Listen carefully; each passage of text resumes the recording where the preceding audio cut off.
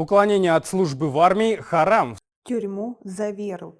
Досмотрите это видео до конца, и вы узнаете очередную резонансную историю из военной части. Подписывайтесь на наши обновления, чтобы всегда оставаться в курсе событий. Любовь к родине, преданность нации и своей культуре, защита территориальной целостности страны – это и есть показатель настоящей веры. Уклонение от службы недопустимо. Военный суд Худжандского гарнизона приговорил 22-летнего Рустамджона Норова, последователя запрещенной в Таджикистане религиозной организации свидетелей Иеговы, к 3,5 годам заключения за уклонение от срочной службы в армии.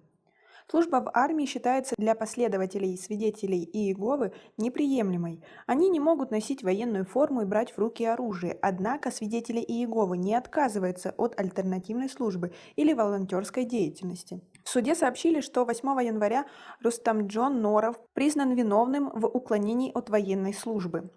Он в одной из воинских частей в Худжанде отказался от ношения военной формы по религиозным убеждениям.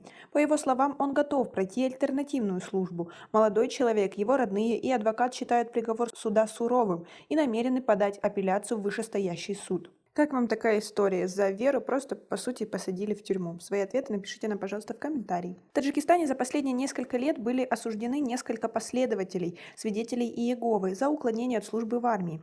Но впервые вынесено такое суровое наказание. Приговор суда был оглашен 7 января и еще не вступил в законную силу. В суде не захотели предоставлять подробности по данному делу. Юлдусхон Курбонова, адвокат Рустамджона Норова, сказала, что ее подзащитные члены его семьи считают, что уклонению от службы не было, а приговор называют несправедливым. Мы подадим апелляцию и будем требовать пересмотра дела. Сам Рустамджон также не согласен с приговором суда. Как только мы получим на руки копию приговора, то сразу его обжалуем, сказала адвокат. Рустамджон Норов 24 сентября 2020 года представил военкомат по месту жительства в столичном районе Сино заявление с просьбой о прохождении альтернативной службы, но 1 октября по приглашению прокуратуры, которая рассматривала заявление молодого человека, его отправили в военкомат, а оттуда в воинскую часть в Худжанде.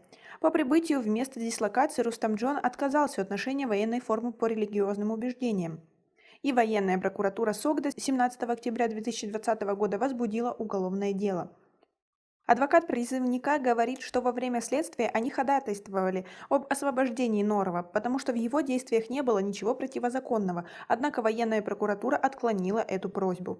Фариза Норова, мать Рустамджона, сказала 7 января в беседе с правозащитниками, что в октябре 2020 года в воинской части в Худжанде ее сыну угрожали пытками в случае отказа от ношения военной формы, но, к счастью, эти угрозы остались лишь на словах. Собеседница сообщила, что в воинской части конфисковали Библию, принадлежащую ее сыну. Ее так и не вернули, когда Рустамджон уже находился под арестом. Женщина рассказала правозащитникам, что по сей день по причине ограничительных мер в связи с пандемией коронавируса никому из членов семьи не удалось увидеться с Рустамджоном. Эксперты считают, что законы страны предоставляют возможность молодым людям призывного возраста проходить альтернативную службу вместо военной, например, бесплатно работать в доме престарелых, в больнице или в других социальных учреждениях.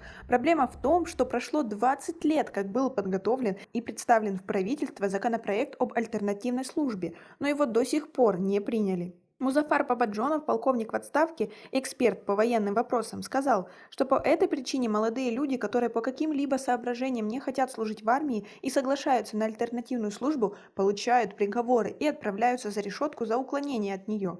Еще 1 октября 1998 года в Уголовном кодексе Таджикистана было введено понятие «отказ от обязательной военной службы» и «альтернативная служба». Затем, 30 ноября 2000 в пункт 1 закона о призыве и военной службе была внесена поправка о том, что гражданин имеет право проходить альтернативную службу в соответствии с законом вместо военной. Однако до сих пор не было принято самого закона, определяющего порядок прохождения альтернативной службы. Следовательно, неправильно заключать в тюрьму призывника, настаивавшего на альтернативной военной службе, и обвинять его в уклонении, отметил эксперт. По его мнению, принятие закона об альтернативной военной службе решит эту проблему. В последний раз таджикские СМИ сообщали в апреле 2017 года о рассмотрении в парламенте законопроекта об альтернативной службе с участием министра обороны Шерали Мирзо. Скорее всего, этот вопрос больше не обсуждался. а молодые люди теперь страдают. Напишите нам, пожалуйста, как вы относитесь ко всей этой ситуации и были ли у вас или, возможно, у ваших знакомых подобные случаи. Напишите нам, пожалуйста, в комментарии. У нас пока на этом все. Цените наше видео подпиской и лайком. До скорой встречи.